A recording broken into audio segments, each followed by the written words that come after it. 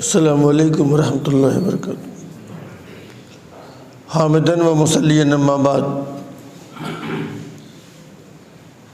ابو داؤد کی ایک روایت ہے جس کے راوی حضرت ثوبان رضی اللہ تعالیٰ عنہ ہیں۔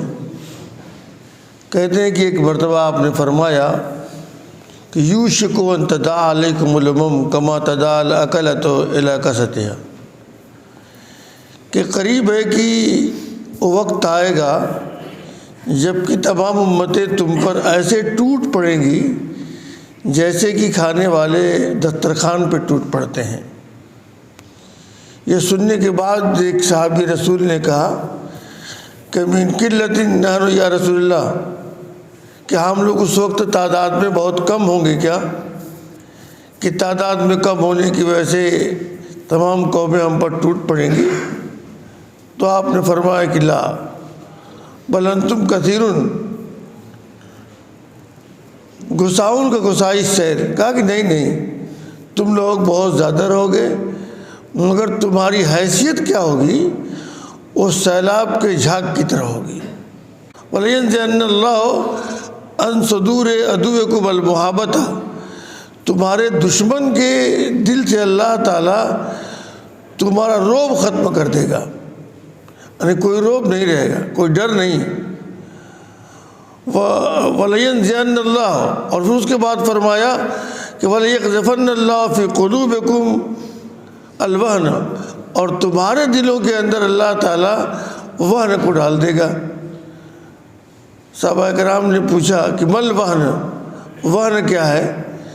تو آپ نے فرمایا کہ حب الدنیا و کراہیت الموت، دنیا کی محبت اور موت کا خوف، موت سے ڈر اور موت کی ناپسندیدگی، یہ چیز ہوگی۔ اس روایت کو پڑھیے، سنیے اور جانیے تو بالکل ٹھیک ایسا لگتا ہے جیسے کہ یہی وہ دور ہے جب کہ تمام امتیں مسلمانوں کے اوپر پل پڑی ہیں، اور مسلمان کثیر تعداد میں ہونے کے باوجود، ظاہر سی بات ہے کہ اگر پوری دنیا کی آبادی دیکھی جائے تو 1/4 مسلمان ہیں، ہر 4 میں 1 مسلمان ہے۔ ہندوستان کے اندر بھی اگر آپ دیکھیں تو 5 میں 1 مسلمان ہے، لیکن صورتحال کتنی ناگفتبے ہے وہ کہنے کی بات نہیں ہے۔ آج آپ سب جانتے ہیں کہ ان کا ایک تہوار ہولی ہے۔ کوئی بھی تہوار کسی بھی قوم کو اپنا تہوار پرسکون انداز میں منانے کا پورا حق ہے، اختیار گورنمنٹ دیتی ہے، حکومت دیتی ہے، لیکن ایک دائرے میں رہ کر۔ مذہب اسلام نہ تو یہ چاہتا ہے کہ مسلمانوں کو نقصان پہنچایا جائے، اور نہ یہ پسند کرتا ہے کہ مسلمان کسی کو نقصان پہنچائے۔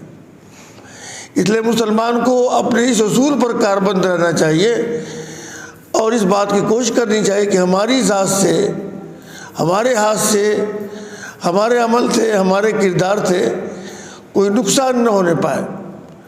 رہا معاملہ دوسروں کا، ان کا بھی مذہب یہی بات اور یہی تعلیم دیتا ہے، لیکن آج کے حالات میں لوگوں کے نظریات کافی بدل گئے ہیں۔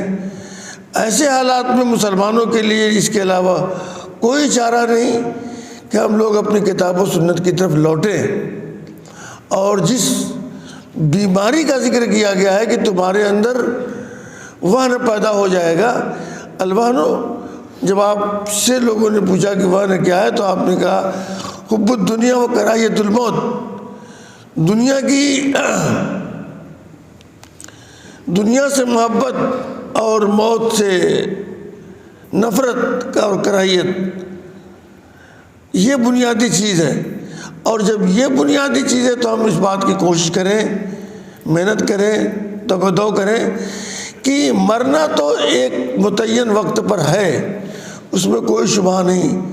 قرآن نے وضاحت کے ساتھ اس بات کو کہہ دیا کہ لن یؤخر اللہ نفسا اذا جاء اجلھا، کہ جب جس کی موت جس لمحے اور جس وقت آنی ہے اس میں کوئی تاخیر نہیں ہوگی۔ اس لیے اگر ہمارا ایمان پختہ اور مضبوط ہے تو اس بات پر یقین رکھنا چاہیے کہ موت تو اپنے وقت پر آئے گی، رہا معاملہ دنیا کا، دنیا کے حصول کا، تو ہم لوگ ہر نماز کے بعد یہ دعا پڑھتے ہیں کہ اللہم لا مانع لما اعطیت ولا معطی لما منعت ولا ينفع ذا الجد منک الجد، کہ اللہ تعالیٰ جو تو دے گا اسے کوئی روک نہیں سکتا، اور جو تو روک دے گا اسے کوئی دے نہیں سکتا۔ جب ہمارا اس بات پر ایمان و یقین ہے تو ہمیں اتنی ہی محنت کرنی چاہیے، اتنی ہی تگ و دو کرنی چاہیے جس کی ایک حد ہے، نہ یہ کہ ہم اس کے لیے دنیا کے بن جائیں اور آخرت کو بھول جائیں۔ تو ایسی صورت میں وہی نقشہ ہوگا جو بھی اس روایت کے اندر پیش کیا گیا۔ تو آج کا دن جو ایک ان کے تہوار کا دن ہے اور ہمارے احتیاط کا دن ہے۔ احتیاط یہ بزدلی نہیں ہے، احتیاط اور صبر کرنا، اس کو بزدلی آپ نہیں کہہ سکتے۔ صحابہ کرام جب مکہ کے حالات میں پٹ پٹا کے آپ کی خدمت میں آتے تھے تو شکوہ کرتے تھے اور کہتے تھے کہ یہ ہوا اور وہ ہوا، مگر وہاں کے حالات، مکہ کے ایسے حالات نہیں تھے کہ اطلب ان سے کچھ کہتے، اس لیے آپ ان کو صبر کی تلقین کرتے تھے۔ تو آج کی جو صورتحال ہو یہی ہے، اس لیے ہم سب کو احتیاط برتنا چاہیے۔ ایسا نہ ہو کہ معمولی چوک، معمولی لغزش اور معمولی غلطی سے کوئی ایسی حرکت ہو جائے جو حرکت پورے شہر کے لیے ایک مصیبت بن جائے۔ یہ ہم سب کی، خاص طریقے سے نوجوانوں کی اس بات پر نظر ہونی چاہیے، خود محتاط رہنا چاہیے اور اپنے بھائی، اپنے دوست و احباب کو اس سلسلے میں متنبہ کرنا چاہیے کہ جہاں تک ممکن ہو سکے اپنے کو بچائیں، صبر سے کام لیں۔